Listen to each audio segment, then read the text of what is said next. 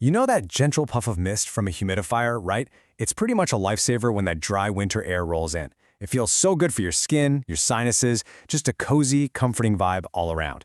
But what if that comforting mist is actually hiding a bit of a secret? So I've got to ask this kind of jarring question. Is your humidifier actually making you sick? I know, it sounds crazy, but it's so important that we talk about it. That little machine we trust to make our air better could, if we're not careful, be doing the total opposite. So today, we're going to get into how that happens, and way more importantly, what you can do about it. All right, to really get what the risk is, we have to look past that nice, clean outside and go right inside the machine, into the water tank, because that's where the real story begins. And just look how fast things can go south. I mean, you start with fresh, clean water on day 1, but if you just let it sit there, look, by day 4, it's already turned into this perfect little breeding ground. Stagnant water is basically an open invitation for all sorts of nasty stuff to grow. You've probably seen it before, right? That slimy, kind of greenish film on the inside of the tank. Well, that is not just random gunk. It's something called biofilm, and it's a living, breathing community of bacteria that has literally built itself a home in your humidifier. And this is where our first big problem starts. So the real issue is what gets shot out into the air with that water mist. We're talking about 3 main culprits here. You've got bacteria from that biofilm we just saw, you've got mold spores that just love to grow in dark, damp places, and then you've got something you probably never even thought about, mineral dust.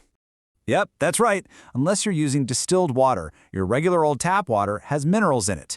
And those super common ultrasonic humidifiers, they work by vibrating water into a mist.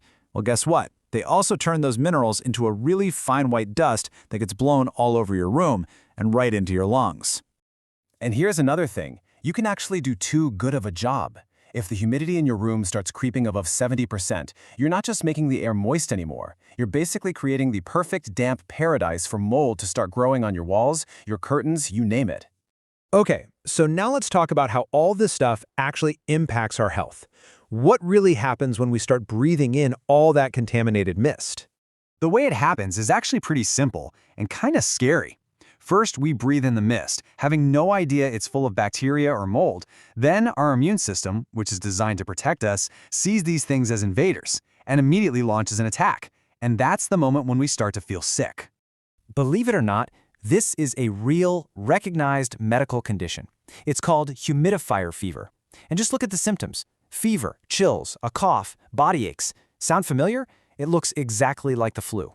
It's so easy to think you just caught a bug when the real cause could be that machine puffing away in the corner. This quote right here really explains everything.